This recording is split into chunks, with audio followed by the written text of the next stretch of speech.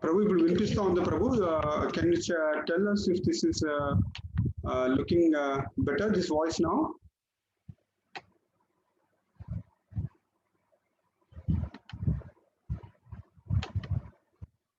హరే కృష్ణ ప్రభు, ఇప్పుడు voice clear గా ఉందా? ఏమైనా డిస్టర్బెన్స్ ఏమన్నా ఉందా? శ్రీనివాస్ ప్రభు కొంచెం లేదు మాతాజీ, ఇప్పుడు ఓకే మాతాజీ, ఇప్పుడు okay. Thank you Prabhu. Okay, so మనం ఎలా ఉండాలంటే మనం చేసే డ్యూటీస్ మనం ఎప్పుడు కూడా చేస్తూనే ఉండాలి. అట్లా ఎసెన్షియల్ డ్యూటీస్ మనం చేస్తూ ఉంటేనే ఈ స్పిరిచువల్ లో మనము అడ్వాన్స్మెంట్ అవ్వగలుగుతాం అన్నమాట. అయ్యో ఎండాకాలం వచ్చింది కదా నేను వంట చేయను అని అమ్మ అనింది అనుకోండి, ఎలా ఉంటుంది? బాగుండదు కదా, చిరాకుగా ఉంటుంది. అమ్మ అలా అనదు, షీ టాలరేట్స్ బికాస్ లవ్, పిల్లల మీద ప్రేమ, హస్బెండ్ మీద ప్రేమ, ఎండ ఉన్నా కూడా పిల్లల కోసము భర్త కోసం వండి పెడుతుంది, రైట్? సో మనం కూడా అట్లా ఉండాలన్నమాట. మనం ఒకవేళ కృష్ణ కాన్షియస్ లో కూడా అడ్వాన్స్మెంట్ అవ్వాలి, మనం ప్రోగ్రెస్ అవ్వాలి అని అంటే మనం బాడీలీ కంఫర్ట్స్ అవన్నీ చూసుకోకూడదు అనమాట. బాడీతో డిటాచ్మెంట్ గా ఉండాలి. అట్లా ఉంటేనే మనము ఈ ప్లాట్ఫామ్ లో ఏదైతే ఉందో ఆ ప్లాట్ఫామ్ లో ప్రోగ్రెస్ అవ్వగలుగుతాం అనమాట. అలా ఉంటేనే భగవంతుడికి కూడా ప్రియ అన్నమాట. మనము లిబరేషన్ సైడ్ వెళ్ళగలుగుతాం. అంటే ఎవరైతే స్థితోస్న సుఖ దుఃఖద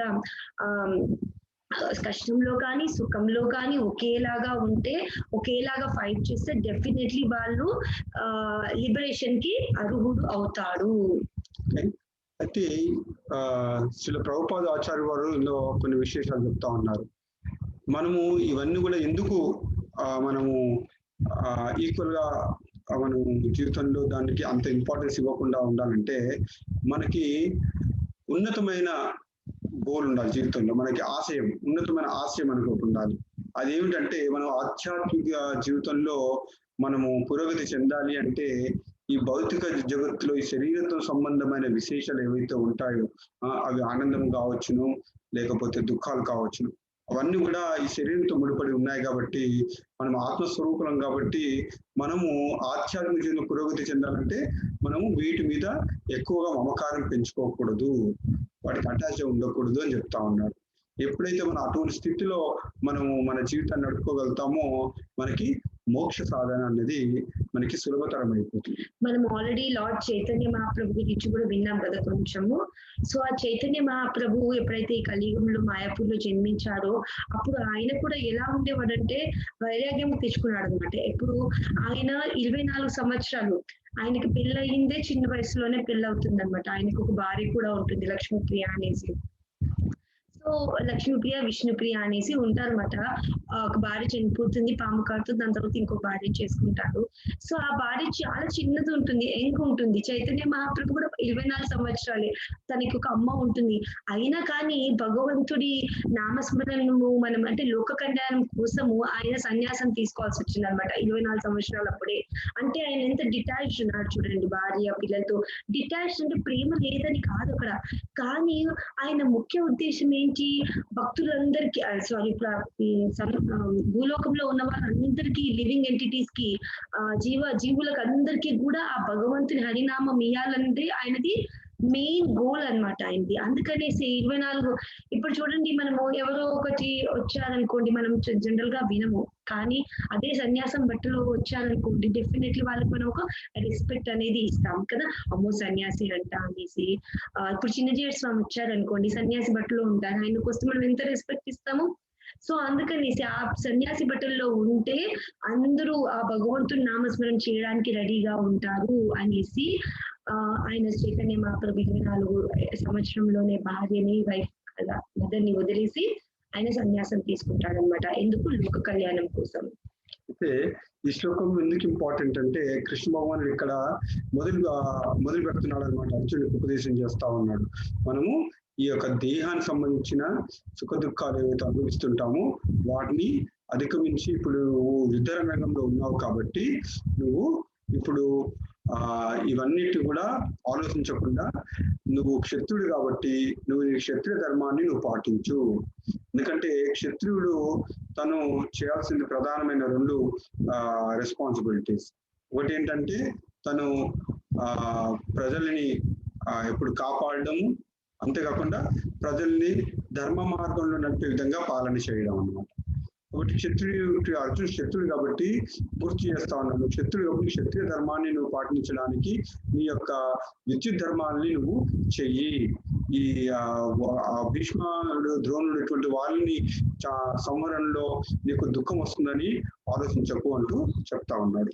అంటే మనం ఒక హయ్యర్ గోల్ కోసం, హయ్యర్ పర్పస్ కోసము మనం కంపల్సరీ మన డ్యూటీ మనము చేయాల్సిందే అని ఇక్కడ కృష్ణ భగవంతుడు 2.15 చెప్తున్నాడు అనమాట. 15th శ్లోకాల్లో చెప్తున్నాడు అనమాట. అంటే ఇప్పుడు ఒక్కొక్కసారి చూడండి, అన్నదమ్ముళ్ళ మధ్యలో ఎలా ఉంటుంది, డిస్టర్బెన్సెస్ ఉంటాయి ప్రాపర్టీ మీద, రైట్? కానీ ఒకడేమో న్యాయంగా పోతాడు, ఒకటేమో అన్యాయంగా పోతాడు.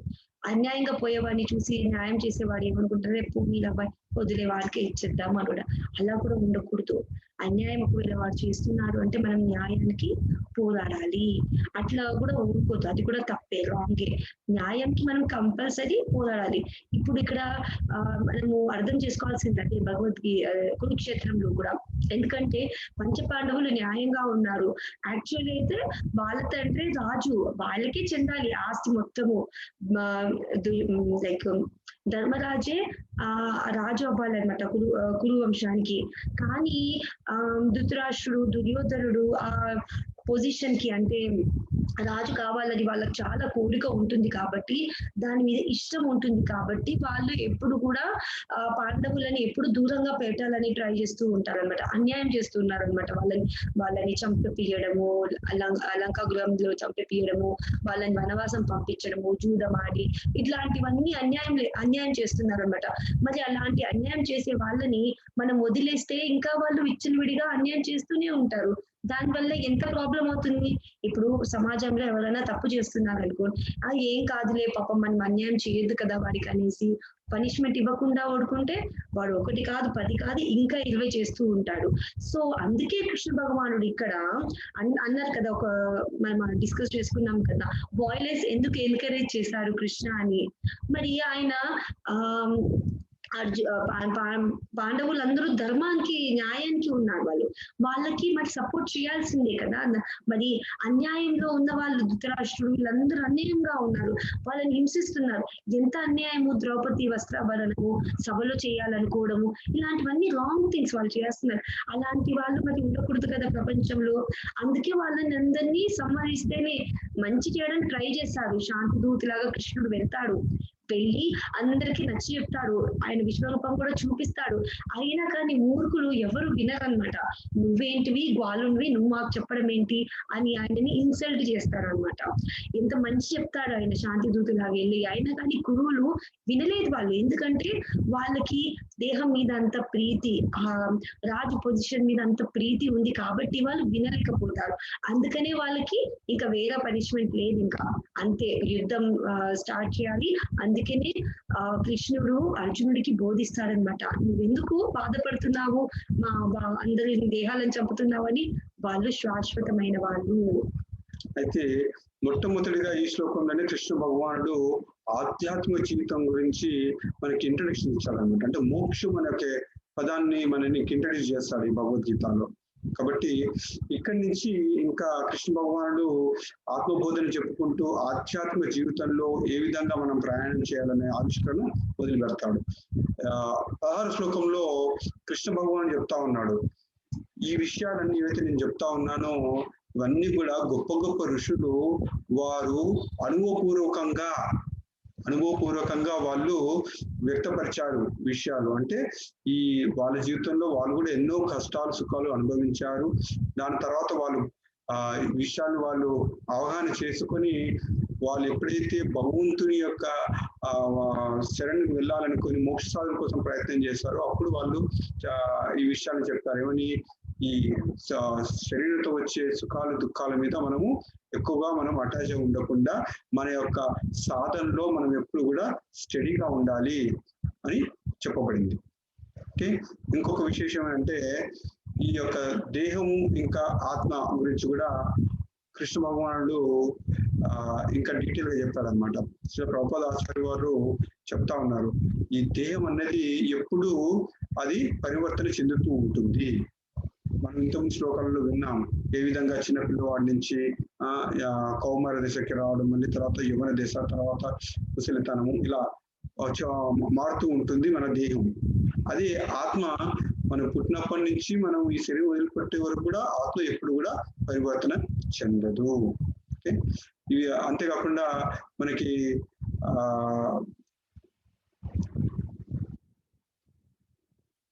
సో ఇక్కడ మనము మెయిన్ ఇంపార్టెంట్ విషయం మనం తెలుసుకోవాలన్నమాట.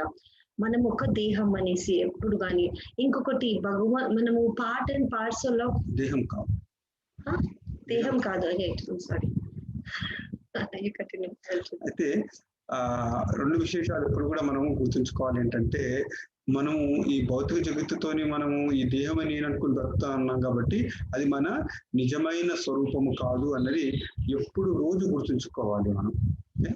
అండ్ ఇంకొక విషయం ఏంటంటే నేను భగవంతుని యొక్క అంశము, I'm part and parcel of the supreme lord. Okay, ఆ విధంగా ఎప్పుడైతే మనకు రోజు ఈ రెండు విషయాలను గుర్తు చేసుకుంటామో మనం ధర్మ మార్గంలో తప్పకుండా మనం రోజు ప్రయాణం చేయగలుగుతాము. లైక్ పార్ట్ అండ్ పార్సల్ అంటే అంశము అంటే ఎలా అంటే, ఇప్పుడు ఫైర్ ఉంటుంది, ఫైర్ మండుతూ ఉన్నప్పుడు ఏమవుతుంది, ఒక చుక్క బయట కూడా పడుతుంది, రైట్? సో పడినప్పుడు అవి వేరువేరుగా పార్ట్స్ లాగా అయిపోతాయి అనమాట, ఫైర్ అంటుకుంటూ ఉంటాయి కదా. కానీ ఫైర్ మాత్రం అసలైన ఫైర్ మాత్రం ఫైరే, ఆ చిన్నవన్నీ పార్ట్స్ అనమాట, ఆ ఫైర్ లోంచి వచ్చిన పార్ట్స్. సో మనం కూడా అంతే, భగవంతుని అంశాలే, అంతేగాని మనం భగవంతులు మాత్రం కాదు. అదొక్కటి మాత్రం మనం ఇప్పుడు కూడా గుర్తు పెట్టుకోవాలి. అంటే మనం ఒక జీవాత్మలమే, భగవంతుడు వచ్చేసి పరమాత్మ అన్నమాట. మనం జీవాత్మ, ఆయన పరమాత్మ, ఆయన సూపర్ సోల్, మనము just a soul. We are soul, he is a super soul అన్నమాట. అయితే ఈ విషయంలో చెప్పుకుంటూ కొన్ని విశేషాలు అర్థం చేసుకోవాలి. ఏంటంటే భగవంతుడికి మనకి అనుసంధానమైన బంధం ఉంది. అంటే there is always an eternal relationship with the supreme lord. భగవంతుడు మనకి చాలా ఏమంటారు, ఎటర్నల్ రిలేషన్షిప్, సనాతనమైన బంధం ఉంది మనకి. ఆ బంధంలో కొంతమంది చెప్తూ ఉంటారు మనము భగవంతుల్లో ఐక్యం చెందుతామని, భగవంతుల్లో ఏకమైపోతామని చెప్తూ ఉంటారు. కానీ అది కృష్ణ భగవానుడు ఈ భగవద్గీతలో చెప్పాడు, ఏంటి, నువ్వు ముందు ఉన్నావు, ఇప్పుడు ఉన్నావు, తర్వాత కూడా ఇలాగే ఉంటావు. అంటే you're eternally detached from the lord as jiva soul. ఎప్పుడైతే మనం మోక్షం వచ్చినంత మాత్రాన మనం భగవంతుల్లో ఐక్యం అయిపోతామని అనుకోకూడదు. మనకి ఆ విధమైన ఆలోచన మనల్ని భగవంతుని యొక్క సేవ నుంచి మనం దూరం చేస్తుంది. కాబట్టి మనము ఎప్పుడు కూడా సనాతనంగా భగవంతుని నుంచి మనము ఎప్పుడు కూడా ఇండిపెండెంట్ గానే ఉంటాం. మన ఇండివిజువాలిటీ ఎప్పుడు కూడా వెళ్ళిపోదు.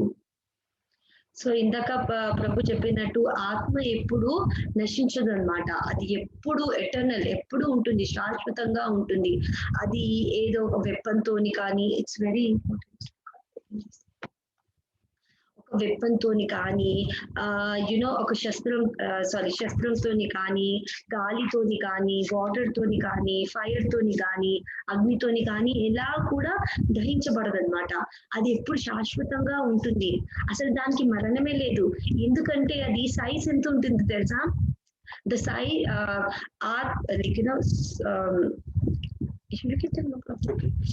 ఆత్మ మనకి గురించి భగవంతుడు చెప్తా ఉన్నాడు. ఏంటంటే 1/10,000 of the tip of the hair. అంటే మన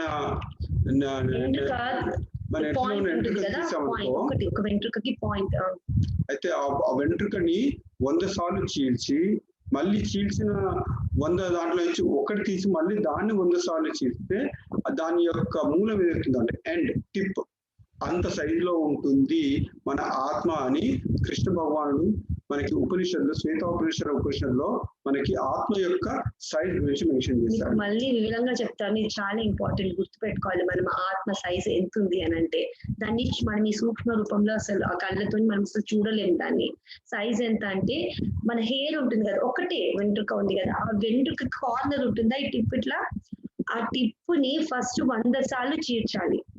100 సార్లు చీర్చిన తర్వాత మళ్ళీ అందులోంచి ఒక ముక్క తీసుకొని ఆ ముక్కను కూడా 100 సార్లు చీర్చాలి. చీల్చిన తర్వాత చిన్న ముక్క ఏదో ఉందో అది మన ఆత్మ యొక్క ఆ సైజు అంట, దాన్ని సైజ్ అన్నమాట. అంత చిన్నగా ఉంటుంది. చూడండి మనం ఆటమ్స్ చూస్తాం కదా, లైక్ సూక్ష్మ రూపాలు మన కళ్ళు కనిపించవి మన ముందు కూడా ఉంటాయి అని అంటారు కదా. అవి ఎలా ఉంటాయి, చాలా చిన్నగా ఉంటాయి, అసలు కనిపించవు. మరి అందులో అది కూడా ఒక లివింగ్ ఎంటిటీ కదా, మరి దాంట్లో కూడా ఆత్మ ఉంది అంటే సైజ్ ఎంత చిన్నగా ఉండొచ్చు. అంత చిన్న సైజుని దాన్ని ఎలా కట్ చేయగలుగుతాం, దాన్ని ఎలా చెప్పగలుగుతాం, అసలు చెప్పలేము. అందుకనే అది శాశ్వతమైంది యాక్చువల్లీ. అయితే మన జీవాత్మ యొక్క లక్షణాల గురించి చెప్తా ఉన్నారంటే ఇండివిజువల్ కాన్షియస్నెస్, మన చైతన్యము, ఈ ఆత్మ యొక్క చైతన్యము ఎలా ఉంటుంది ఈ దేహంలోనే మనం తెలుసుకోగలుగుతాం. అది నాకు ఫర్ ఎగ్జాంపుల్ ఫ్రెండ్ అనుకోండి, ఆ ఫ్రెండ్ ఆత్మ యొక్క చైతన్యం గురించి నాకు తెలియదు, వాళ్ళకి అనుభవించిన బాధలు నాకు తెలుసుకోలేవు. అదే నా జీవితంలో నా శరీరంలో జరుగుతున్న చేంజెస్ కానీ నా మధ్యలో జరుగుతున్న భావాలన్నీ కూడా నాకు తెలుస్తాయి. కాబట్టి జీవాత్మ ఎప్పుడు కూడా తన యొక్క చైతన్యము తన యొక్క శరీరంలో జరిగే విషయాలని తను గ్రహించుకోగలుగుతుంది. అదే సూపర్ సోల్ అంటే పరమాత్మ ప్రతి ఒక్క జీవిలో జరుగుతున్న విశేషాలన్నీ కూడా తెలుసు. అది ఒక ఉదాహరణ, పరమాత్మకి జీవాత్మకి వ్యత్యాసం. అంటే ఇక్కడ ఇంపార్టెంట్ పాయింట్ గుర్తుపెట్టుకోండి, అందరూ ఎప్పుడు గుర్తుండాలి, ఎక్కడైతే ఆత్మ ఉందో అక్కడ పరమాత్మ కూడా ఉంటాడు. అంటే జీవాత్మ ఎక్కడైతే అంటే ఆ సోల్ ఎక్కడైతే ఉంటుందో ఆ సోల్ తో సూపర్ సోల్ కూడా ఎప్పుడు ఉంటుంది. అంటే ఒక చెట్టు తీసుకొని, మన బాడీ కూడా ఒక చెట్టు లాంటిది. ఆ చెట్టు మీద 2 బర్డ్స్ ఉంటాయి, ఒకటి ఏంటి జీవాత్మ, ఒక సోల్, అది జీవాత్మ సోల్, ఒకటేమో సూపర్ సోల్ ఉంటుంది పరమాత్మ. 2 పక్క పక్కనే కూర్చుంటాయి. కాకపోతే జీవాత్మ అనే సోల్ ఉంది కదా, అంటే మనము మనము ఆ బర్డ్ ఏంటి ఎప్పుడు ఫ్రూట్స్ తింటూనే ఉంటుంది అన్నమాట, దాన్ని పోషించుకోవడానికి పండ్లని తింటూనే ఉంటుంది. కానీ ఏదైతే పరమాత్మ ఉందో ఇది ఏం చేస్తుందో దాన్ని ఓన్లీ చూస్తా ఉంటుంది అన్నమాట, ఎప్పుడు వీక్షిస్తూ ఉంటుందన్నమాట, చూస్తూ ఉంటుందన్నమాట. అది ఏమి చేయదు, అలా చూస్తూ ఉంటుంది. కానీ ఈ జీవాత్మ అనేది పండ్లుని ఎంజాయ్మెంట్ అన్ని చేస్తూ ఉంటుంది అన్నమాట. ఎంజాయ్మెంట్ చేసి అబ్బా విరక్తి వచ్చి ఇంకా దీంట్లో ఏమంతా ఆనందం లేదు. చూడండి, మనము బిర్యానీ ఉందో లేకపోతే యాపిల్ కానీ పవర్ పండు కానీ ఉన్నాయనుకోండి, మనకి ఇష్టమైంది అనుకో, అది తింటాము. తిన్నంతసేపు బాగుంటుంది, తిన్నాక కడుపు నిండిపోయాక అమ్మ చాలు ఆనందిస్తాము, ఇంకా ఎక్కువ తినాం కదా, రైట్? సో చాలు అనేస్తాం, అంటే తృప్తి పడిపోతాం, అందులో చాలా అనిపిస్తాం. దాని తర్వాత ఏమొస్తుంది, దానివల్ల ఏమైనా డైజెషన్ ప్రాబ్లం వచ్చిందికో, అబ్బా ఎందుకు తిన్నాను అని విరక్తి వస్తుంది కదా. సో అట్లాగే ఈ దేహం కూడా మనం ఈ ఎంజాయ్ చేస్తూ జాబులు చేస్తూ పిల్లల్ని చూస్తూ అందరినీ చూస్తూ ఉంటాం కదా, కొన్ని రోజులకి ఎలా వస్తుందంటే విసుగు వచ్చేస్తుంది. అబ్బా ఎన్ని రోజుల నుంచి రా బాబు టైర్డ్ అయిపోయాను, చేసి అలసిపోయాము, ఫ్యామిలీ పిల్లలు బాధ్యతలు ఇవన్నీ చేసి అలసిపోయాము అన్న ఫీలింగ్ వస్తుంది. అప్పుడు ఏం చేస్తారు, అప్పుడు తన మనసుని తన కళ్ళని ఆ పరమాత్మ ఉంటుంది కదా ఆ సోల్ ఇంకోటి, ఆ పరమాత్మకి వైపు చూస్తాడనమాట. ఎప్పుడైతే ఆ పరమాత్మ వైపు చూసి ఆయనకు సరెండర్ అవుతాడో అప్పుడే మనకి అసలైన జ్ఞానం అనేది వస్తుంది, అప్పుడే అసలైన మోక్షం అనేది వస్తుంది అన్నమాట మనకి. అయితే ఈ దేహం గురించి ఇంకా ఆత్మ గురించి కూడా మనకి చాలా విశేషాలు తెలుసుకోవాలి. ముఖ్యంగా ఏంటంటే ఏ విధంగా అయితే మనము మనకి ఏమన్నా జబ్బు వచ్చింది అనుకోండి, అది మనకి కాళ్ళలో మనకి చిన్న పుండె ఉండొచ్చు, అంటే కాళ్ళలో నొప్పి ఉండొచ్చు, మనము ఓ టాబ్లెట్ తీసుకుంటాము, నోట్లో వేసుకుంటాం, దానివల్ల మనకి కాళ్ళలో ఉన్న నొప్పి తొలగిపోతుంది. ఓకే, అంటే ఈ విధంగా మనం మెడిసిన్ తీసుకుంటే మన శరీరంలో ఉన్న భాగాలు కూడా ఏ విధంగా నయమైపోతాయి, అలాగే ఈ ఆత్మ అన్నది కూడా మన యొక్క హృదయం ఎక్కడైతే ఉందో ఆ హృదయం ఉన్న ప్రదేశంలో ఆత్మ ఉంటుంది. ఆత్మ చుట్టూ కూడా ప్రాణవాయువులు ఉంటాయి, 5 రకాల ప్రాణవాయువులు ఉంటాయి, ప్రాణ, అపాన, వయాన, సమాన, ఉదాన. ఈ ప్రాణవాయువులు ద్వారా మనలో చైతన్యం మొత్తం కదులుతూ ఉంటుంది అన్నమాట. ఇంకొక ఉదాహరణ చెప్తూ ఉంటారు, ఏ విధంగా అయితే సూర్యుడు ఒక చోటనే ఉంటాడు కానీ సూర్యరశ్మి మన భూగోళంలో మొత్తం కూడా అంతా కూడా ప్రకాశం వెదజల్లుతుంది. అలాగే ఈ చిన్న ఉన్నగా ఉన్న మన యొక్క ఆత్మ ఈ దేహంలో మొత్తం చైతన్యం నింపుతుంది.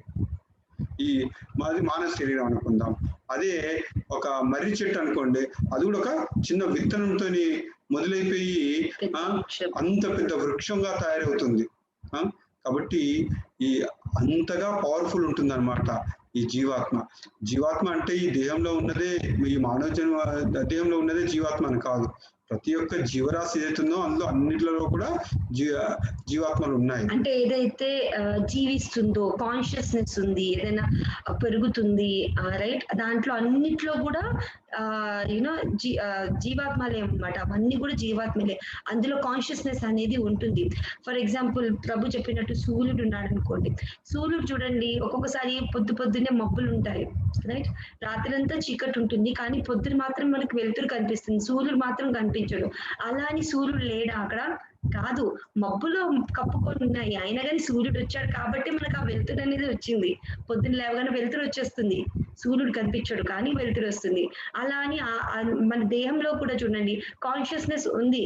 మన దాంట్లో ఆత్మ లేనది కాదు మీనింగ్. అక్కడ ఆత్మ అనేది ఉంది, కాన్షియస్నెస్ అని ఉంది, ఆత్మ అని ఉంది కాబట్టి మన బాడీలో కాన్షియస్నెస్ ఉన్నాయి.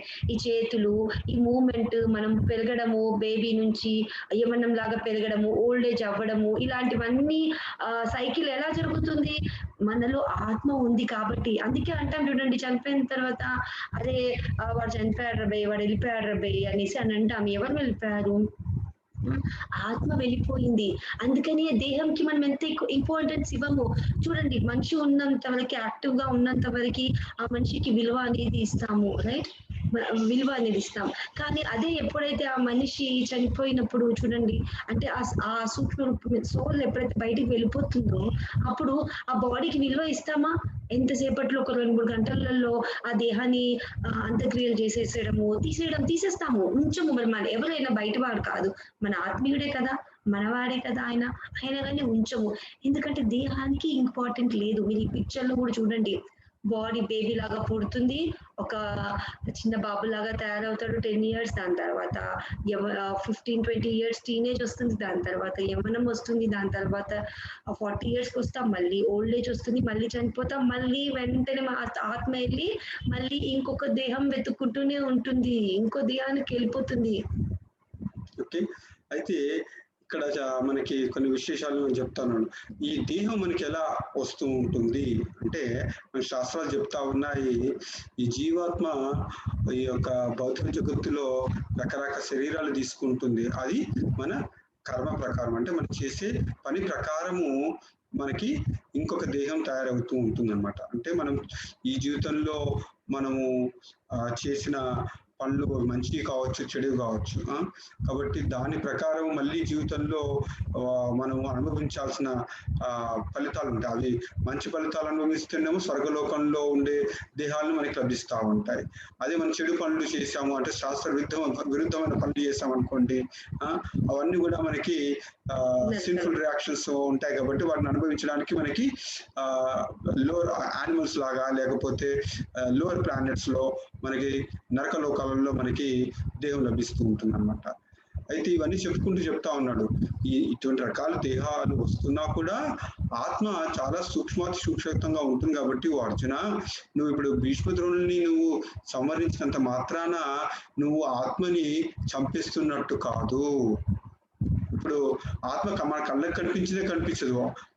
మనము అర్జునుడు వేసే బాణంతో ఇంకా నువ్వు ఆత్మను నువ్వు ఎలా చంపగలుగుతావు? కాబట్టి ఆత్మకి దానికి ఎప్పుడు కూడా నాశనం లేదు.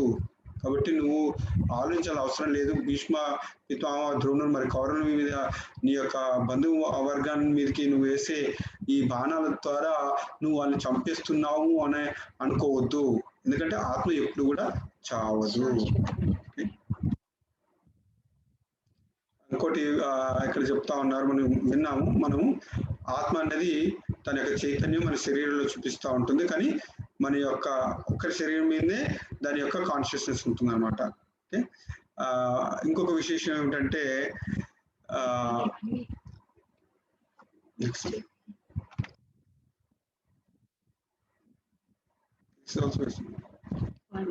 ఇది కూడా ఆల్మోస్ట్ కవర్ అయిపోయింది. ఎలాంటి వెపన్ తో అనుకున్నాం కదా, soul is too small to be killed by any material weapon. ఎలాంటి ఆయుధాలతోని సోల్ ని మనం ఆత్మని చంపలేము. ఎందుకంటే చెప్పాను కదా ఇందాకే, అది చాలా సూక్ష్మ చిన్నదిగా ఉంటుంది. దాన్ని ఎలా చంపగలుగుతాము కదా, చంపలేము. అసలు కంటికే కనిపించదు, చేతికే రాదు, మనం పట్టుకోలేము దాన్ని.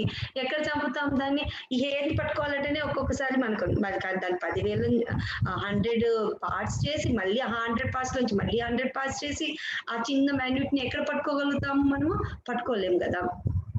So Arjuna was engaged in killing for the principle of religion, not for secular అంటున్నాడు. ఎందుకంటే ఇక్కడ రిలీజియన్ పర్పస్ మీదనే చెప్పాను కదా ఇందాక, మనం అనుకున్నాము ధర్మం కోసం పోరాడుతున్నారు ఇక్కడ వాళ్ళు. ఎందుకంటే అలాంటి అన్యాయం చేసి వాళ్ళని మనం అలా ఎంకరేజ్ చేస్తూ ఉంటే వాళ్ళు ఇంకా ఇంకా అన్యాయం చేస్తూనే ఉంటారు.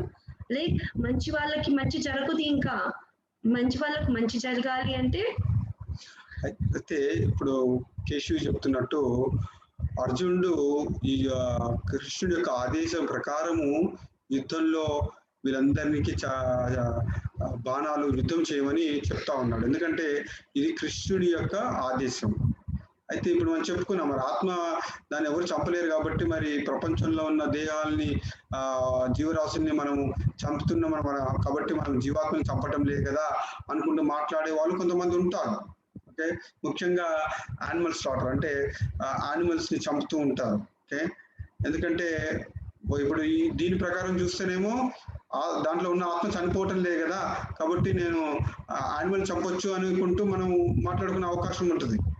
అయితే చెప్తా ఉన్నాడు ఏంటంటే, ఈ ఆత్మని మనం చంపనంత మాత్రాన దేహాన్ని మనము పడేయాల్సిన పరిస్థితులు ఎప్పుడు కూడా మనం చేయకూడదు. అది కాలక్రమాన పడిపోవాలి తప్పితే గాని, లేకపోతే భగవంతుడి ఆదేశ ప్రకారం ధర్మ సంస్థాపన కోసము చేయాల్సి వస్తే ఈ రెండు పరిస్థితుల్లోనే దేహం పడిపోవాలి. లేకుంటే మన యొక్క ఇంద్రియ సుఖాని కోసమని, నాకు అందులో ఆనందం వస్తుందని, లేదంటే పగలు ప్రతీకారాలు ఇటువంటి విషయాలని మనం జయించుకోవడానికి మన యొక్క స్వార్థపూరితమైన బుద్ధితో మనము జీవరాశుని హింసించరాదు అని ఇక్కడ మనకి కృష్ణ భగవానుడు అర్జునుడికి ఉపదేశం చేస్తా ఉన్నాడు. మనము మాత్రము అట్లా వాళ్ళని జీవరాశులని అలా మన ఇంద్రియాల సుఖం కోసం కానీ, మనకేదో ఈగో సాటిస్ఫాక్షన్ చేసుకోవడం కానీ అలా చెప్తే మాత్రం దానికి మాత్రం కంపల్సరీ పనిష్మెంట్ అనేది ఉంటుంది. ఆ పనిష్మెంట్ మనము అనుభవించాల్సిందే. అందుకే చూడండి చాలా మంది చెప్తారు జంతు హింస కూడా చేయకూడదు అనేసి. ఎందుకంటే అది కూడా ఒక సోలే. దాంట్లో ఇప్పటిదాకా చెప్పుకున్నాం కదా, ఏదైతే కాన్షియస్నెస్ ఉందో అన్ని సోల్స్, ఆత్మలే అవన్నీ. సో మరి అప్పుడు ఆ జీవాత్మలు కూడా పాపము జంతువులు కూడా అన్ని ఆత్మలే కదా, సోలే కదా.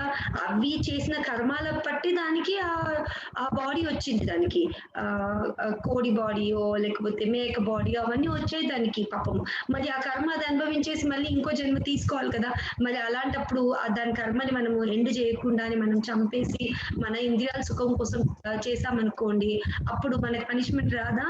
ప్రతి దానికి ఏదైతే ధర్మం కోసం చేస్తామో, లోక కళ్యాణం కోసం చేస్తామో అలాంటి వాటికి మనకి ఒఫెన్సెస్ ఉండవు. కానీ మన ఇంద్రియాల సుఖాల కోసం మనం చేస్తామో తప్పు, దానికి కంపల్సరీ పనిష్మెంట్ ఉంటుంది. ఎప్పుడు మనం ఇది గుర్తు పెట్టుకోవాలన్నమాట. అయితే 20వ శ్లోకంలో మనకి కృష్ణ భగవానుడు ఇంకా చెప్తా ఉన్నాడు ఏమిటంటే, ఈ ఆత్మ గురించి మనము గమనిస్తూ ఉంటాము.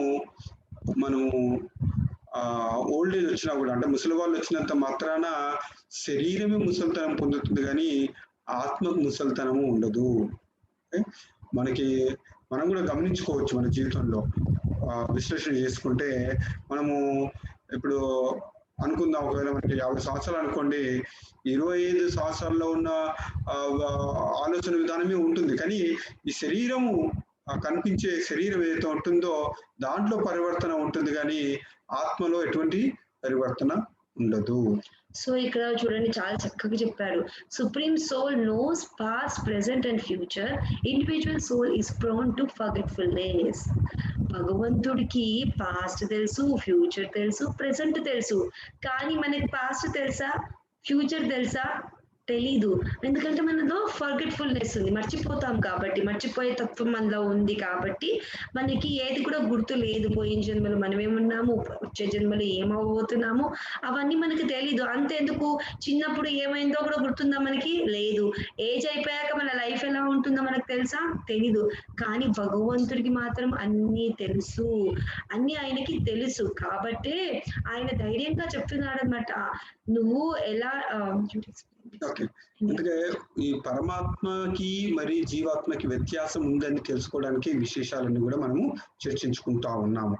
ఎప్పుడు కూడా జీవాత్మ పరమాత్మలో ఐక్యం అయిపోతుంది, ఇక జీవాత్మ అనేది ఉండదు అనుకుంటూ ఆలోచన విధానము తప్పు అనుకుంటూ కృష్ణ భగవానుడు చెప్తా ఉన్నాడు. మంచినే ఇక్కడ మన కృష్ణ భగవానుడు పరమాత్మ అంటాము, అర్జునుడిని మనము జీవాత్మతో పోలుస్తాం. ఎందుకంటే అర్జునుడు తను ఇంతకుముందు జన్మలో ఏమున్నాడో అతనికి తెలియదు, కానీ కృష్ణ భగవానుడికి ఆ నాలెడ్జ్ ఉంది. అర్జునుడు ఎటువంటి దేహాలు ఇంతకుముందు పొంది ఉన్నాడు, ముందు కూడా ఎటువంటి జీవితం ఉంటుంది అతనికి అన్నవన్నీ, అసలు ఈ యొక్క యుద్ధంలో ఏం జరగబోతుందో కూడా కృష్ణ భగవానుడికి అన్ని విషయాలు తెలుసు, ఎందుకంటే ఆయన పరమాత్మ. కాబట్టి ఎవరైతే ఈ ప్రపంచ విషయాల మీద ఉన్న కోరికలు, బంధాలు, ఈ ప్రపంచ విషయాల్లో ఉన్న లమెంటేషన్ అంటే దుఃఖాలు ఏవైతే మనము అనుభవిస్తుంటాం, వాటికి అతీతంగా మనము మన యొక్క జీవిత మార్గాన్ని ఎంచుకుంటామో అటువంటి వారికి భగవంతుడి యొక్క కృప, భగవంతుడి యొక్క షెల్టర్ లభిస్తుంది. లేకపోతే మనం ఈ దేవుడే నేనే అనుకుంటూ బ్రతికేసుకుంటూ మనం అనుకున్నాం అనుకోండి, ఇంకా మనకి అవకాశం ఎక్కడుంది భగవంతుడి శరణు తీసుకునే అవకాశము. కాబట్టి మనం అందరం కూడా ఆలోచించుకోవాల్సిన విశేషాలని ఇక్కడ అర్జునుడికి కృష్ణ భగవానుడు చెప్తా ఉన్నాడు అన్నమాట.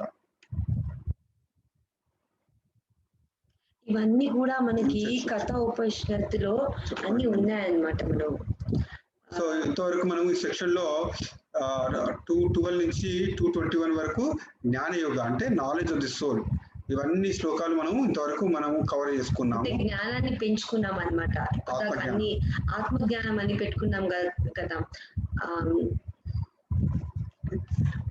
21 శ్లోకంలో అంటా ఉన్నాడనమాట కృష్ణ భగవానుడు ఏమని, ఓ అర్జున, ఇప్పుడు నేను నీకు ఆత్మ గురించి వివరించాను, ఆత్మ జ్ఞానాన్ని ప్రసాదించాను, కాబట్టి ఇంకా నువ్వు ఇప్పుడు ఆలోచించాల్సిన అవసరం లేదు. భీష్ముని, పితామహుని, మరియు ద్రోణాచార్యులు, ఇటువంటి గొప్ప గొప్ప అతిరథులు కౌరవుల సైడ్ ఉన్న వాళ్ళని నువ్వు సంహరిస్తే వాళ్ళు ఏదో చనిపోతున్నారని అనుకోవాల్సిన అవకాశం లేదు. ఎందుకంటే ఇప్పుడు నీకు ఆత్మజ్ఞాన బోధన చేశాను, మీరందరూ కూడా ఆత్మస్వరూపులు అని మీకు జ్ఞానబోధన చేశాను, కాబట్టి ఇప్పుడు సన్నిధంగా యుద్ధానికి అంటూ చెప్తా ఉన్నాడు అనమాట.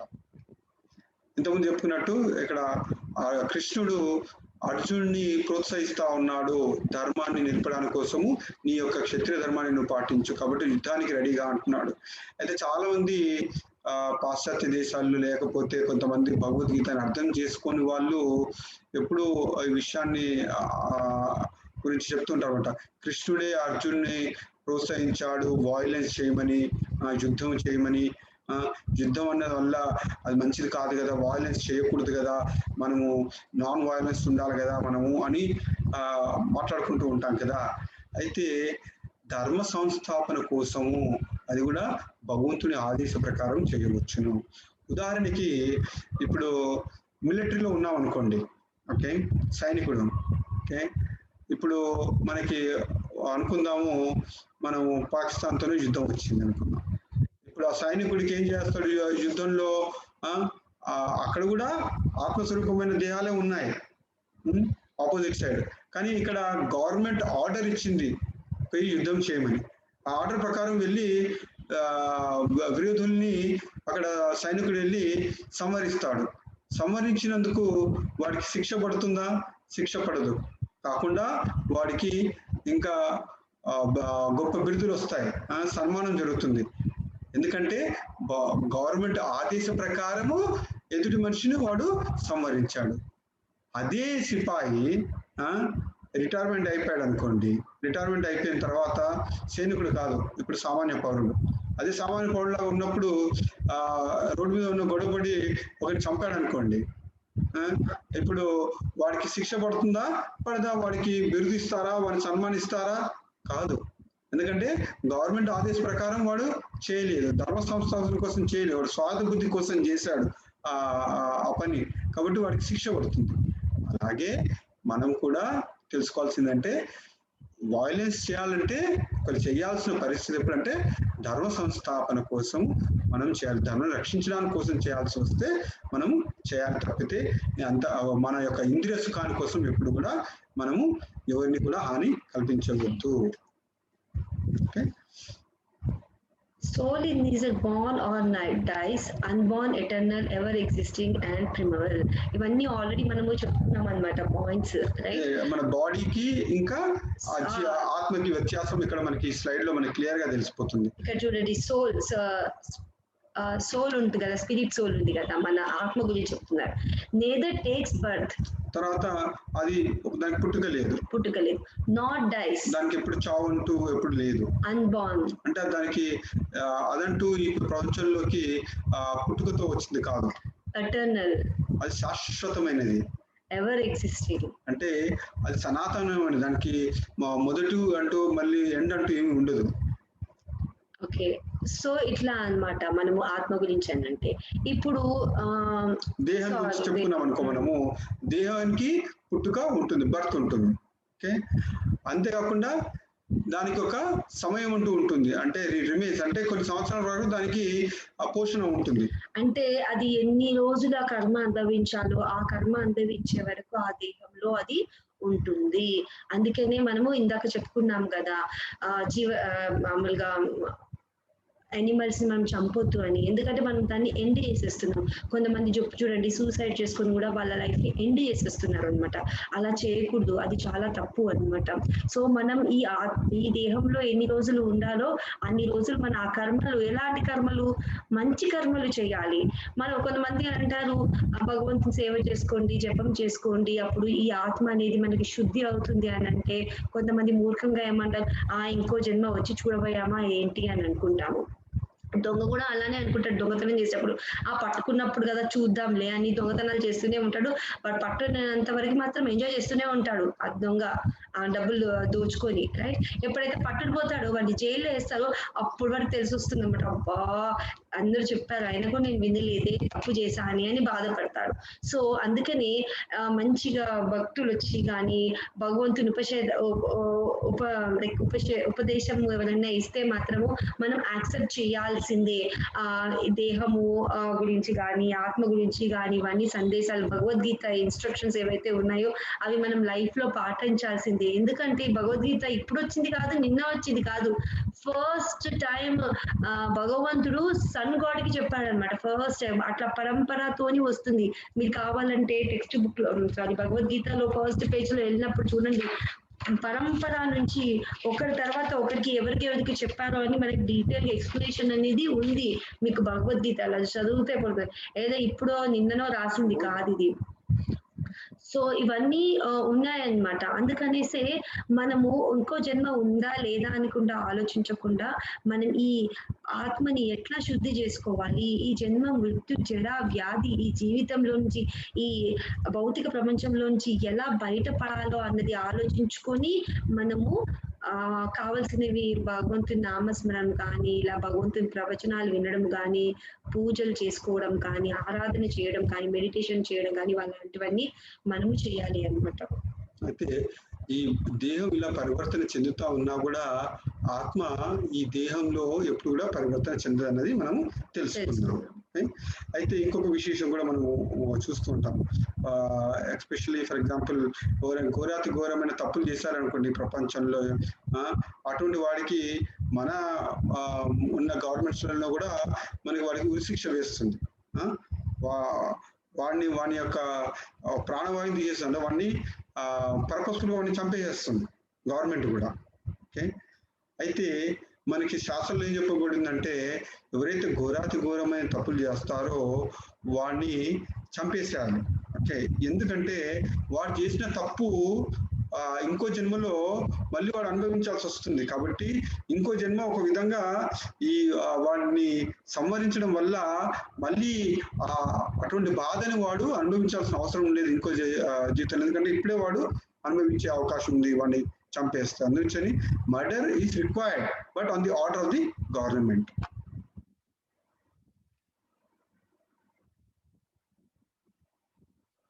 అయితే ఇక్కడ మంచి 22వ శ్లోకంలో చెప్తా ఉన్నారు, ఆత్మకి ఈ దేహం అన్నది మనకి బట్టలతో పోల్చబడిందంట. అయితే ఏ విధంగా అయితే ఈ దేహము ఒక బట్టలతో పోల్చబడిందో అది ఎప్పుడైతే క్షీణిస్తుందో అప్పుడు ఆత్మ ఆ దేహాన్ని వదిలిపెట్టేసి ఇంకో దేహంలోకి ప్రయాణం చేస్తుంది. అయితే ఇంకొక విశేషము మనకి శాస్త్రజ్ఞులు చెప్తూ ఉంటారనమాట. ఎందుకంటే అన్ని కూడా మనం శాస్త్రానుసారం తెలుసుకోవాలి కదా, ఎందుకంటే మనం శాస్త్రం మీద మనం డిపెండ్ అవుతూ ఉంటాం మనకి క్లారిటీ రావడానికి. అయితే శాస్త్రం కూడా మన సైంటిస్టులు కూడా మనకి చెప్తా ఉన్నారు ఏంటంటే ఈ దేహంలో ఉండే సెల్స్, బాడీ సెల్స్ ఉంటాయి కదా, అవి ప్రతి 7 సంవత్సరాలకి మొత్తం చేంజ్ అయిపోతాయి. Every 7 years we will have new body cells.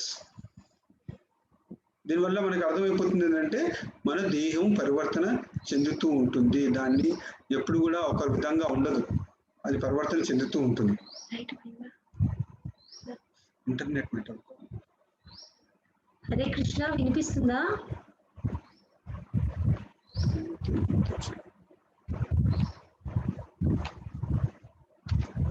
Hare Krishna Mataji, వినిపిస్తుందా?